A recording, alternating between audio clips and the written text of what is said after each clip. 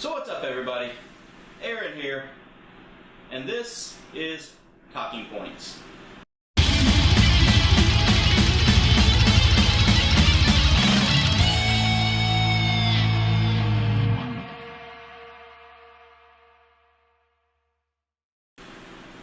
What's up, everybody?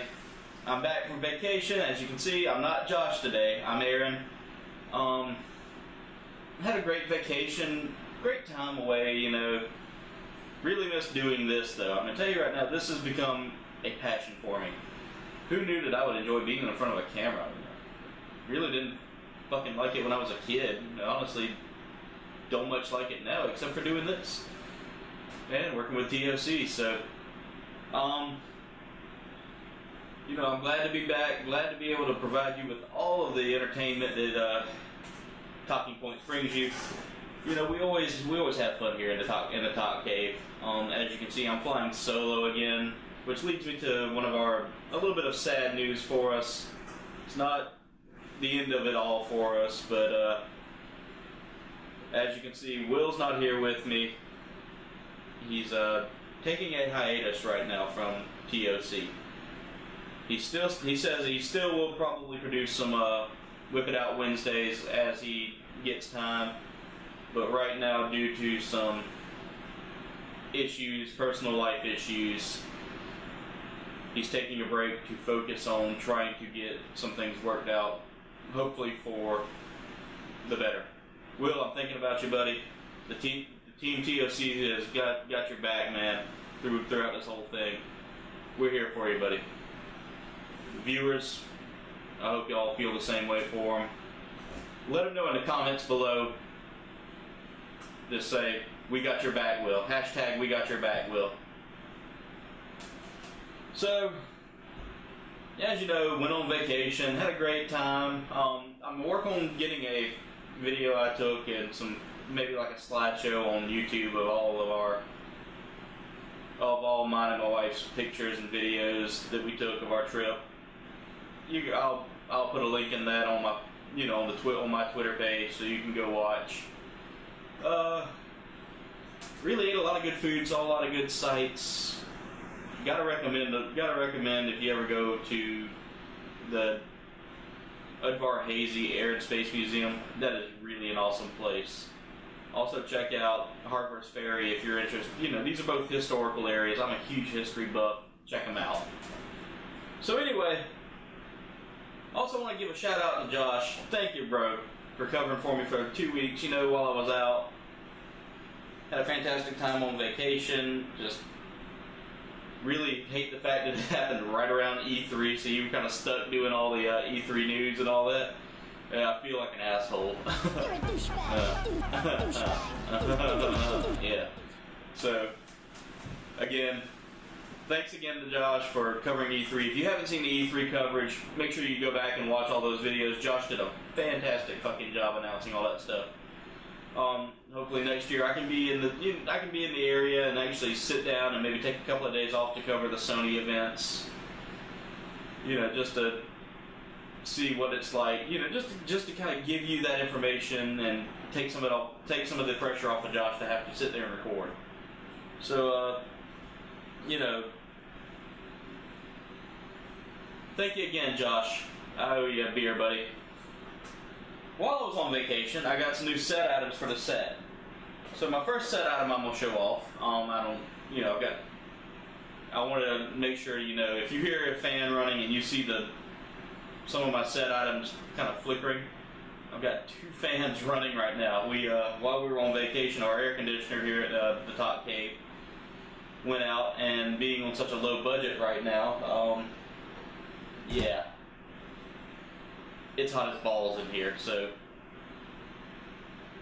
yeah, I'll stop there. But anyway, first set item I want to show is I finally found me an official Star Wars Slave One die-cast replica. So I'm putting that up on the set. It'll probably go up on the Star Wars tier. Eventually, I'm gonna try to expand out the set a little more, get some more stuff on all sides. Finally, get this side over here cleared up, and this side over here cleared up, so that we have just bukus of stuff for you to see. And hopefully, I can push the camera back a little bit and give you a better view of that eventually. So that's set item number 1. Set item number 2. That's gonna fall. Set item number 2 is I finally got a hold to a Deadpool Funko Pop. Deadpool is actually one of my favorite Marvel characters. Wolverine being, right up there with him, and Iron Man. As far as the Avengers go, I've always been an Iron Man fan. As far as the X-Men go, Wolverine. Deadpool is my favorite standalone. Yeah, I think he got his start as a mutant in X-Men. I'm not sure, but everybody that's ever loved Deadpool, has always said it's always for the same reason. He's a smart ass, and he looks good. He looks good in the costume. So another thing, okay, I know I'm gonna hear the flack already from most of my viewers. All you ever talk about is Star Wars. Well, I'm mixing it up a little bit. Of course, I had to get this for Jango Fett. Got Jango Fett there. Got Mace Windu, a clone trooper, and a super battle droid. I wanted to get these because, yeah, I'm a huge Star Wars nerd. What can I say? So it's part of a collector's series of items. There's 6 to collect right now. There'll probably be a 7th one coming out when the 7th movie comes out in December. Can't wait to see it. Each one's got different characters.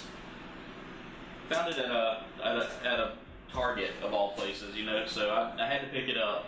Of course, my wife rolled her eyes. While we're on vacation, I'm sitting there, going nerd over all this stuff.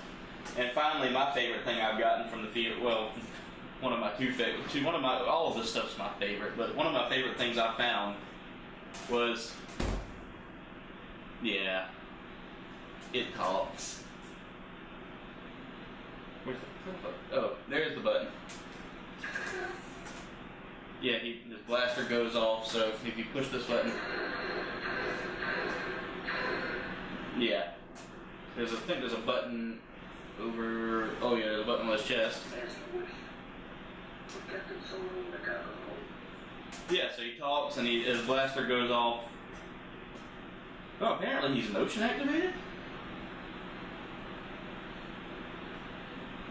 I'm gonna like this toy. Yeah, so anyway, those are the new set items I picked up. I'll make sure not to put the motion activation on because, reasons. Now we'll get on to answering. Actually, I want to introduce another thing that I'm actually planning on doing for talking points now, and that'll be a new segment that I'm adding in called Mobile Game Madness. Mobile Game Madness will be where I discuss and talk about a recent mobile game that I played. I'm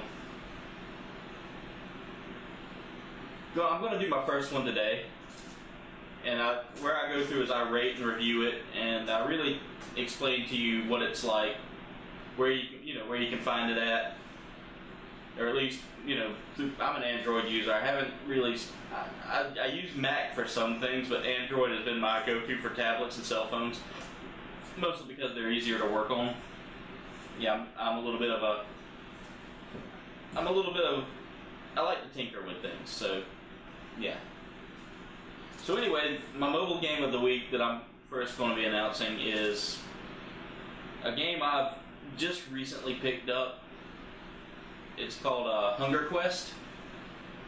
It's a dungeon crawler, but at the same time it's pretty much like you connect the same colored bricks so you can destroy them, and as you're connecting them, you swipe down to connect. So each time each swipe counts as a different point for attack, and after you've gotten so many points, it boosts your attack. So if you swipe 4 bricks and you've got a level 5 attack already, you can attack the monster that's right there next to that brick, who may have 5 hit points. So far, I really enjoy it. Not a lot of American players, though. I've seen a lot more people using Japanese and Korean kanji, I guess would be the right word. I am nowhere near as qualified on my level of knowledge of Asian culture as I should be. I watch a lot of anime, but that's about as far as it goes. But anyway, you know, their letter type. I've seen a lot of that lately, and you know, a lot of names that kind of say, okay, yeah, this person's from Korea or Japan or somewhere like that. So, anyway, I've enjoyed playing it so far, but the only thing I gotta say is it's really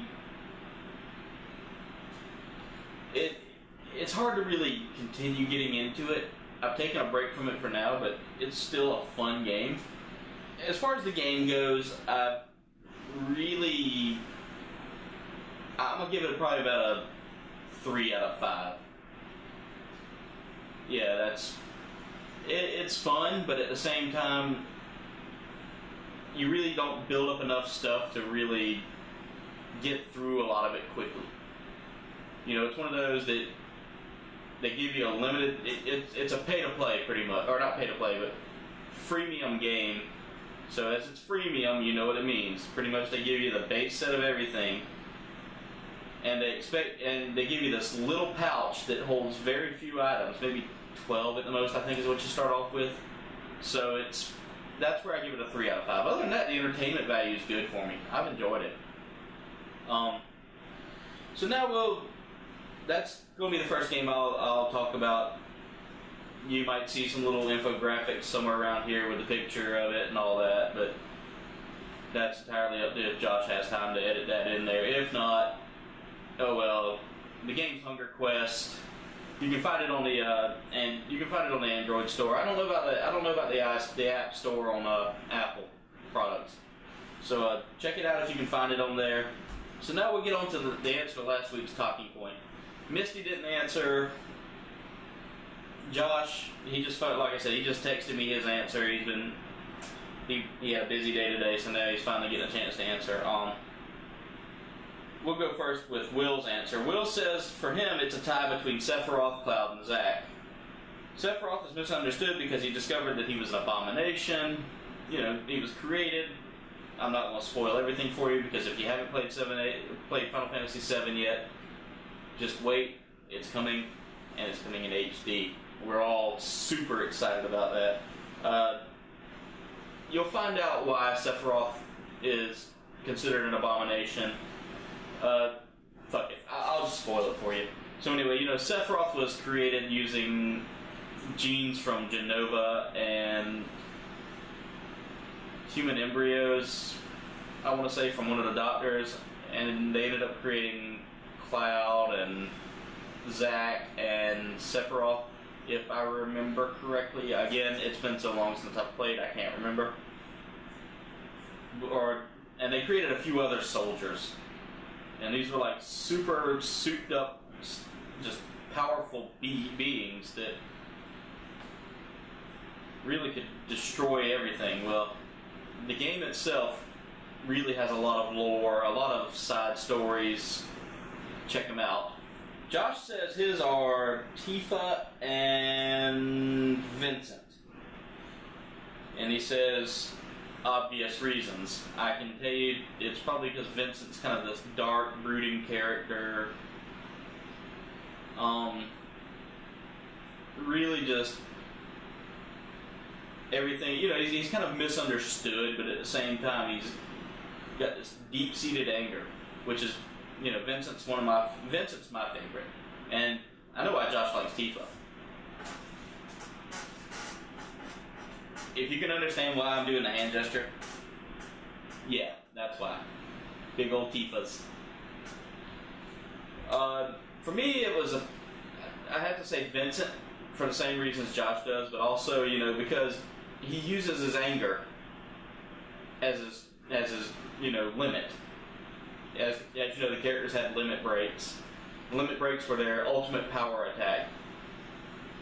Vincent's limit break of Chaos and Behemoth and all these other beasts that he could change into really was one of the reasons I like that character. He used his anger to make the battle better. Also, that big fucking revolver he had with 3 barrels. I mean, come on. Every guy who wants a gun, wants that kind of revolver.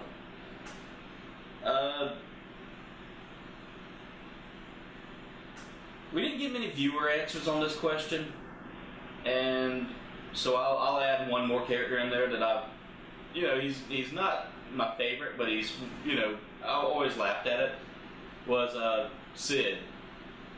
Sid, he's this pilot, he's from Rocket Town, he's very crass, very just, fuck this, fuck that, always got a cigarette hanging out his mouth, but at the same time, he's a loyal motherfucker. Yeah, you're gonna hear a lot of that today, so. Sid really was one of those characters that I truly enjoyed playing as, and getting to listen to him talk, or not listen to him talk, but watch him talk on the game, and then whenever you played, or then whenever you watched, oh hell, I'm drawing a blank on what the name of the movie was. Yeah, that's bad. Anyway, in the Final Fantasy VII movie, Advent Children, there we go. In Final Fantasy VII Advent Children, he really stood out as one of those characters. You kind of, if you've ever played the game and you imagined what they would sound like, he was very close to what I imagined. Kind of a southern, almost Texan in accent, but still at the same time this badass that really doesn't give a damn what you think about him. So finally, we'll go ahead and get on to this week's talking point. This week's talking point is, for those of you who have played long enough to play in the console wars, play during the console wars, you've seen each console has gotten a mascot of sorts. Back in the day, Sega, and we'll even throw old consoles out there too, so if you had a console that you liked that had a mascot, we'll go ahead and throw them out there. You've got Sega, who had Sonic. You've got Nintendo, whose poster boy is Mario. You've got PlayStation, who, of course, had Crash Bandicoot as their mascot. Of course, the Japanese had a different mascot, but Crash Bandicoot became the universal mascot after, Naughty Dog took off and said, look at what we've created. We've created a game that is fun. It's our answer to what Mario should be, which is 3D platforming. It was a great game. So yeah, Crash Bandicoot's my favorite. And Xbox has Master Chief with Halo, so, which was kind of, it's kind of funny. They're new to the console series, the console wars, but they've already, moved up into the trifecta of what's left, which is Nintendo, Sony, and Microsoft. The team will get theirs in as it goes, but remember, what's your favorite console mascot? You can leave that down in the comment section below with hashtag talking points behind it. Do post it on our Facebook page or Twitter page as well. The links will be in the description below. So, anyway, I believe that's it for talking points for today. Again, I'm Aaron. Make sure you like, comment, and subscribe on this video. You can also follow us on Facebook and Twitter. Again, like I said before, links will be in the description below. Also, check out our workshop. We haven't got too many new items lately, but at the same time, go out and buy something. You can wear us. We're wearable. Until then, as the team says, buy our shit, and until then, we'll see you in the next video.